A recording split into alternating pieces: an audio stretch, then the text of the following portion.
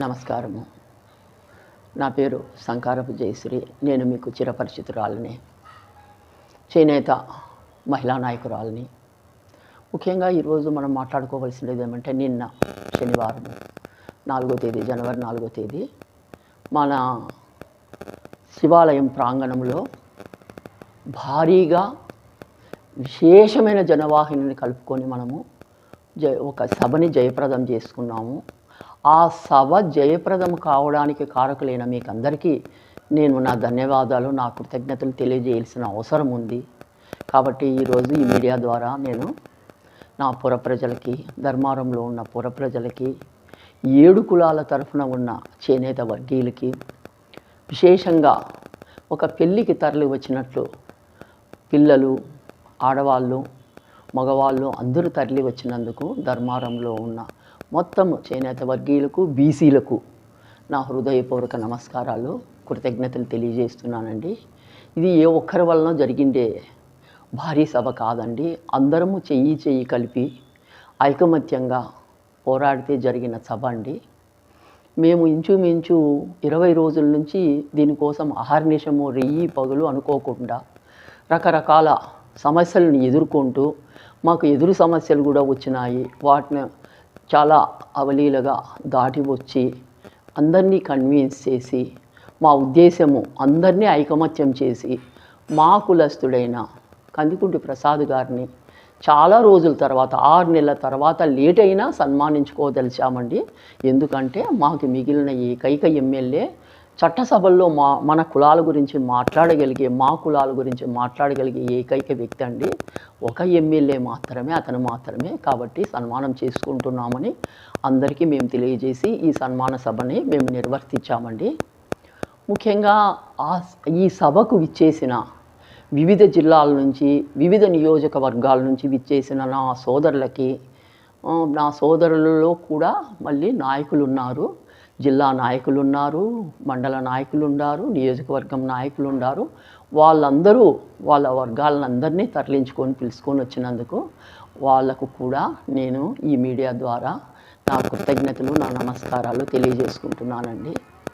ఇది ఈ మహాసభని ఇంత గొప్పగా సక్సెస్ చేయడం వచ్చేసి అందరి వంతు సహకారంతోనే ఇది సక్సెస్ అయ్యిందండి. ప్రతి ఒక్కరూ నేను కూడా అని ఎంతో దూరం నుంచి, పల్నాడు నుంచి వచ్చారు, శ్రీకాకుళం నుంచి వచ్చినారు, గుంటూరు నుంచి వచ్చినారు, కర్నూలు నుంచి వచ్చినారు, కడప నుంచి వచ్చినారు, రాయచోటు నుంచి వచ్చినారు, మదనపల్లి నుంచి వచ్చినారు, కదిరి ఆయన నియోజకవర్గం నుంచి ఇబ్బడి ముబ్బడిగా వచ్చినారండి. ఎన్నో వాహనాలతో వచ్చినారండి.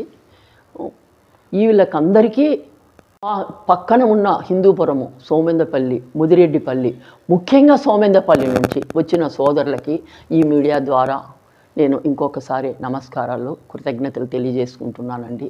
సోదరులు ఒక్క మాట చెప్పంగానే విరివిగా వాహనాలను వేసుకొని వచ్చినారండి. కారణాంతరాల వలన వాళ్ళతో మేము చాలా ఆప్యాయంగా, ఆత్మీయంగా మాట్లాడకపోవచ్చు. ఎందుకంటే ఇక్కడ ఈ సభని జయప్రదం చేసుకోవాలనే ఒక టెన్షన్తో అందరినీ పలకరించుకుంటా పోయింటాము. ఎవరినైనా విస్మరించింటే మరో విధంగా భావించుకోవద్దండి. అందరూ నా సోదరులే, అందరూ మా ఆత్మీయులే, అందరూ మా ఆత్మ బంధువులే. కాబట్టి ఏమైనా చిన్న పొరపాట్లు ఏమైనా జరిగింటే మమ్మల్ని క్షమించండి. ఈ సభని ఇంత జయప్రదం చేసినందుకు మిమ్మల్ని మనస్ఫూర్తిగా నేను నమస్కారము, కృతజ్ఞతలు తెలియజేసుకుంటున్నానండి. కొంచెం సమయాభావం వలన నేను నిన్న సభలో కొన్ని విషయాలు మాట్లాడలేకపోయాను. ఎందుకంటే ఇతరులకు అవకాశం ఇవ్వాలా. మేము జరిపిన సభలో మేము మాట్లాడడము మంచిది కాదు. ఇతరులకు అవకాశం ఇచ్చి వాళ్ళ అభిప్రాయ సేకరణ చేయాలా. ముఖ్యంగా మన ఎమ్మెల్యే గారు కందికుంటి ప్రసాద్ గారు ఆయన అమూల్యమైన సందేశం చాలా ముఖ్యమంటూ అప్పుడే సమయాభావం అయింది. వేరే వాళ్ళకి ఎవరికి ఇన్కన్వీనియన్స్ కలిగించకూడదని నేను మాట్లాడలేదండి. మనము ఇక్కడ మాట్లాడుకోవాల్సిండేది, ఆయనకు చేసిన సన్మానం ద్వారా మనం సాధించిండేది ఏమంటే, మొత్తానికి లోకానికి చాటి చెప్పిండేది ఏమంటే మన ఐక్యత. ఈ నేసే వాళ్లకు ఐక్యత ఉంటుందా అని నవ్విన వాళ్లకు ఉంటుంది. మేము తలుసుకుంటే ఇంత ఇదిగా ఎక్కడి నుంచి అయినా మా సొంత ఖర్చులతో మా బండ్లను వేసుకొని మేము వ్యయ ప్రయాసాలు కూర్చి మేము వచ్చి ఎక్కడైనా కూడా మేము కూడా ఉన్నామని మేము నిరూపిస్తామని నిన్న నిరూపించారండి. కాబట్టి మనం ఇది గొప్ప విజయం అండి. మన విజయానికి ఇది తొలిమెట్టు అండి. మనం రేపు పొద్దున చేరుకోబోయే ఎన్నో ఉన్నాయండి, టార్గెట్స్ ఉన్నాయండి. ఆ టార్గెట్స్ని చేరుకోవడానికి ఇది తొలిమెట్టుగా నేను అనుకుంటున్నానండి.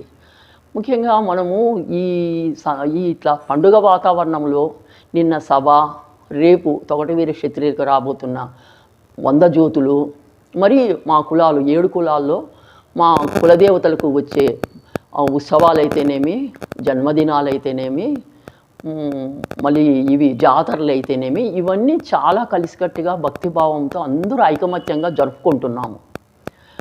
అవి ఆ తర్వాత ఎవరందుకు వాళ్ళు విడిపోతున్నాము. అవి కాకోకుండా ఇంకా మనకి చాలా విషయాలు ఐకమత్యం చాటాల్సిన విషయం ఉందండి. దాని ద్వారానే మనం ఎన్నో సాధించుకుంటామండి. మన వాళ్ళకి ఎవరికి కష్టం వచ్చినా, ఎవరికి ఇబ్బంది కలిగినా, ఎవరు ఆర్థికంగా చితికిపోయినా, ఎవరికి ఒకడు పైన ఉండేవాడు చీరలు తీసుకుపోయి డబ్బులు ఇవ్వకోకుండా అతను ఇబ్బంది పరిచి అతను చతికిలబడేటట్లు చేసినా, మేము కూడా ఉన్నామని అందరం కలిసికట్టుగా పోయి మాట సహాయం చేద్దామా, ఆర్థిక సహాయం చేద్దామా, అందరూ బలంగా అతను చుట్టూరా చేరి అతనికి ఒక మోరల్ సపోర్ట్ ఇద్దామా అనేది ఆలోచించుకొని మనం తప్పక మన వాళ్ళకి మనం సహాయం చేయాలా. ఏ విధమైన సహాయాలు కావలసినా, ఏ విధమైన ఇబ్బందులు కలిగినా నేను కూడా ఉన్నానని పోయి సహాయం ఇచ్చిన రోజే నిజమైన మనము ఐకమత్యం చాటుకున్న వాళ్ళం అవుతామండి. మనలో అదే లేదు అని అందరూ మనల్ని పేరు పెడుతున్నారు. వీళ్ళు ఉన్న ఇంతమంది ఎక్కువైపోయి మంది ఎక్కువై మజ్జిగ పలసగైందంట అంటారు. కాదు, మంది ఎక్కువైతే పెద్ద పెద్ద తాళ్ళని పేని పెద్ద పెద్ద ఏనుగులను కట్టేస్తామనేది రుజువు చేద్దామండి మనము. కాబట్టి నా సోదరులకు వేడుకుంటేది ఏమంటే ఫర్దర్ మనము కలిసికట్టుగా ఎన్నో సాధిద్దాము. మనం చేరవలసిన గోల్స్కు చేరదామని వేడుకుంటున్నాను. ఇది తొలిమెట్టు మాత్రమే. ఈ తొలిమెట్టు నుంచి ఇంకా చాలా మీటింగులు పెడతాము, ఇంకా చాలా సమావేశాల ద్వారా మనం కలుస్తాము, అందరితో కలిసికట్టుగా ఉంటాము. ఒక పక్షి చనిపోతే అన్ని పక్షులు చేరి చుట్టూరా విలవిలలాడి దానికి సాయం చేస్తాయి. అట్లాంటప్పుడు మనుషులైన వాళ్ళం మన ఓడు ఒకడు బాధపడతా అంటే ఎందుకు చుట్టూరా చేరి